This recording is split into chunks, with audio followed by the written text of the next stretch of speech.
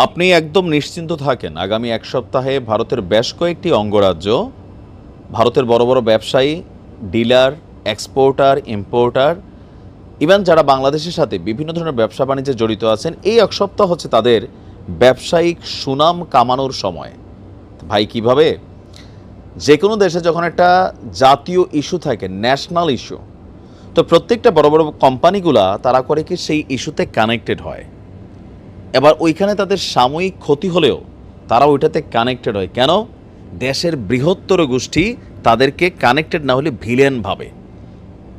আবার এই সুযোগে সাময়িক ক্ষতি হলেও পরবর্তী সময় তারা কিন্তু বিভিন্ন ধরনের অ্যাডভান্টেজ পায়। তো আমরা ভারতের সাথে যেই খেলা শুরু করেছি, একাংশের মানুষ ইস্কন ইস্যু আলাদা, চিন্ময় কৃষ্ণা ইস্যু আলাদা, বাট ভারত ইস্যুতে এই মুহূর্তে সারা বাংলাদেশে যা ঘটছে আমরা অ্যাকশনের দৃশ্যপট দেখতে পাচ্ছি। এমনকি এটা স্টেপ 2, এরপরও আরও অনেকগুলো আসবে। তা আমরা সেইগুলোকে মোকাবেলা করার জন্য কতটুকু প্রস্তুত আছি, কতটুকু প্রস্তুত নেই। যদি প্রস্তুত থাকি ফাইন, ভারতের এসব ইস্যুগুলো আমাদের গায়ে লাগবে না।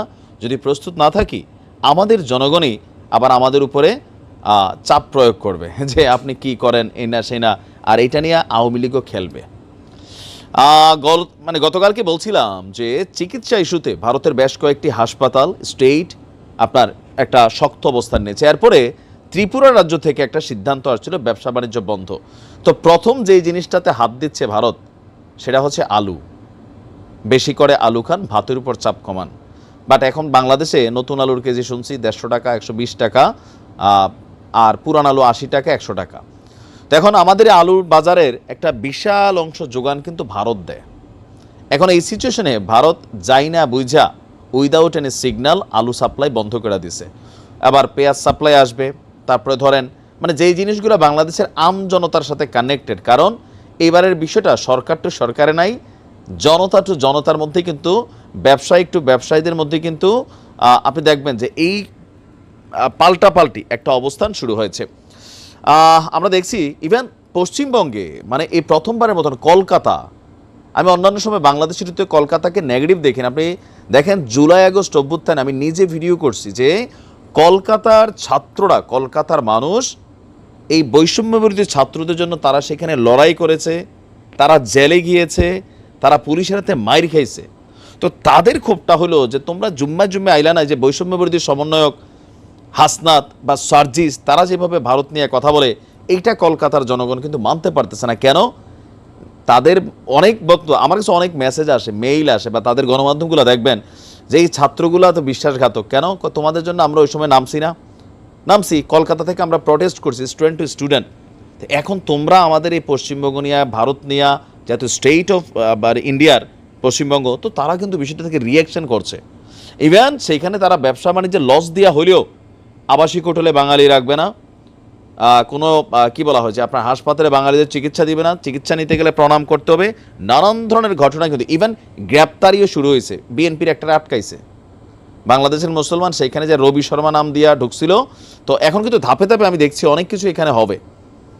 আবার একটা মাঝখানে গুজব ছড়ালো গতকালকে থেকে যে ভারত সীমান্ত বন্ধ করে দিব, অর্ধেক বাঙালি তাড়াতাড়ি ফ্লাইট করে বাংলা। আপনি দেখেন এই যে বিষয়গুলোতে আমি আপনার ফেসবুকে বসে বলতেছি, কিন্তু যারা প্র্যাকটিক্যালি এই মুহূর্তে আছে মাঠে ময়দানে, ভারতের যেই মানুষটা বাংলাদেশে আছে কি পরিমাণ টেনশনে আছে, সে বাইরে বের হলে বলে না হাম হিন্দুস্তানি হ্যাঁ, কারণ তারে ভাই নগদে মব জাস্টিস করবে। আবার পশ্চিমবঙ্গে যারা আমাদের বাংলাদেশের মানুষ আছেন, তারাও কিন্তু সহজে বলেন না যে ভাই বাংলাদেশ থেকে আসছি। কেন? সেখানে ইস্কনরা যেভাবে রাস্তায় নামছে, কলকাতার জনগণ যেভাবে রাস্তায় নামছে, যে কোনো সময় একটা দুর্ঘটনা ঘটবে, আপনি ফেসবুকে প্রতিবাদ করবেন, লাভ হবে কি? ক্ষতিগ্রস্ত হবে জনতা। এখন এই সিচুয়েশনে এসে আপনার ভারতের পশ্চিমবঙ্গের রাজ্য সরকার আলু রপ্তানিতে স্লট বুকিং বন্ধ করে দিয়েছে। এই কারণে আজকে থেকে হিলি স্থলবন্দর দিয়ে ভারত থেকে আলু আমদানি বন্ধ। এর আগে 26 নভেম্বর আপনার হিলি বন্দর দিয়ে আলু এবং পেঁয়াজ রপ্তানি বন্ধ করেছিল সরকার, বাট পরে বাংলাদেশের বিশেষ সিচুয়েশনকে কেন্দ্র করে আপনার কিন্তু আবার এটা খুলে দেওয়া হয়েছিল। আমদানিকারকরা বলছে যে নতুন করে স্লট বুকিং বন্ধ হয়ে যাওয়ায় আজকে সোমবার থেকে আলু আমদানি বন্ধ। নিশ্চয়ই বাংলাদেশের মার্কেটে আলুর দাম বাড়ছে, যারা আজকে কিনছেন একটু জানাবেন। তবে এখন পর্যন্ত সেখান দিয়ে পেঁয়াজ সহ অন্যান্য পণ্য বাংলাদেশে যাতায়াত করছে। তবে স্থানীয় ব্যবসায়ীরা, স্থানীয় আমজনতা তাদের দেশের গাড়ি ট্রাক সব আটকায় দিচ্ছে। এটা ধর্মীয় ইস্যুতে কানেক্টেড হয়ে গেছে। ওই দেশের জনগণ বলতেছে এই রোড দিয়ে যাইতে দিব না, লইয়ে আসো তোমার সরকার টরকার।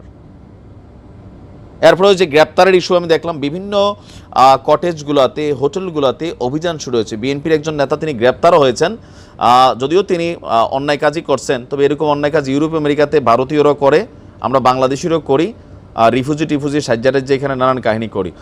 তো যাই হোক, এখন পরিস্থিতি যেভাবে বিগড়াচ্ছে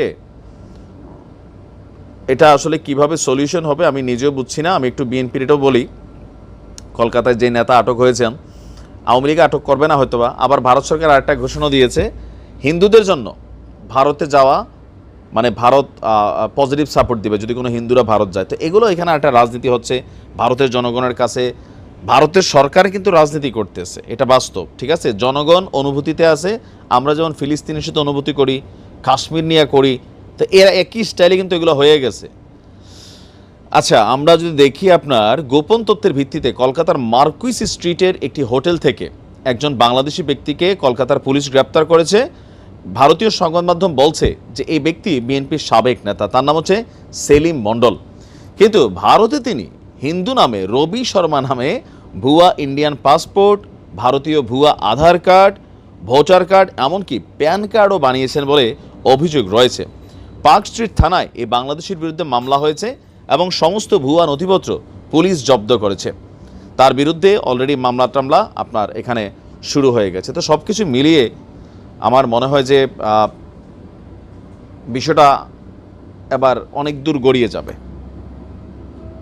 এখন কীভাবে সমাধান হবে, ভারতের যারা আমজনতা আছি, আমরা যারা বাংলাদেশের আমজনতা আছি, যারা বুঝের মানুষ আছি, এই ইস্যুতে যারা রাজনীতি করছে ধর্ম নিয়ে, এই ইস্যুতে যারা এক ধরনের প্রেক্ষাপট তৈরির চেষ্টা চালাচ্ছে, সেখান থেকে আমাদের বুঝজ্ঞান রাখতে হবে। দেখেন, আমরা দুই দেশ একে অন্যকে ভালোবাসি, কিন্তু ন্যায্যতা, সম্মান, সমতার ভিত্তিতে। আমার সীমান্তে যেন গুলি না চলে, আমার বাংলাদেশ নিয়ে যেন কোনো কটূক্তি মন্তব্য না হয় ওই দেশের সরকারের। আমাদের দেশের সরকার কিন্তু কখনো এগুলো করে নাই। আওয়ামী লীগ যতদিন ছিল, 16 বছর ভারতকে কিন্তু আমরা তেলাইছি বা চুপ ছিলাম অনেক ইস্যুতে। কিন্তু ভারত সরকারের বিজেপির পাগলা মন্ত্রীরা বাংলাদেশ নিয়ে একের পর এক ঘটনা করছে, উল্টাপাল্টা কথা বলছে, এই স্টেট এদের, ওইটা এদের, আমাদের আভ্যন্তরীণ বিষয়ে হস্তক্ষেপ করছে। এগুলো কিন্তু আপনারা যারা কলকাতার, পশ্চিমবঙ্গের মানুষ আছেন তারা কিন্তু জানেন। আমাদের আওয়ামী লীগ সরকারের সাহস ছিল না ভারত নিয়ে কথা বলার। আমরা প্রটেস্ট করছি, সীমান্তে হত্যা নিয়ে আমরা কথা বলছি, সরকার এগুলোর মধ্যে কলা চড়ছে মুখে নিয়ে। এখন মানুষ কথা বলতেছে, ওই যে পুরানা যে ইস্যুগুলা, তো এত বছর যে ভারত বলছে বাংলাদেশ চুপ ছিল, বা মানে সরকার চুপ ছিল, জনগণ কিন্তু প্রটেস্ট করছে। তো এখন এগুলো ওই যে পুরানা ঝালটাল হয়তো একটু ঝাড়তেছে, বাট এর মাঝখানে একটা রাজনীতি করারও ট্রাই চলছে, এখানে নানান ধরনের মুভমেন্ট চলছে। সব কিছু মিলিয়ে এগুলো তো আমরা তো বুঝি। তো দুই দেশের মানুষকে ধৈর্য ধরে আহ্বান জানাবো, পাশাপাশি বিশেষ করে পশ্চিমবঙ্গের যারা বাংলা ভাষাভাষী মানুষ আছেন একে অন্যের প্রতি শ্রদ্ধাবোধের জায়গাটা ঠিক রাখবেন। আপনারাও বুঝজ্ঞান নিয়ে কথাবার্তা বলবেন, আমরাও চেষ্টা করি বুঝজ্ঞান নিয়ে কথাবার্তা বলতে।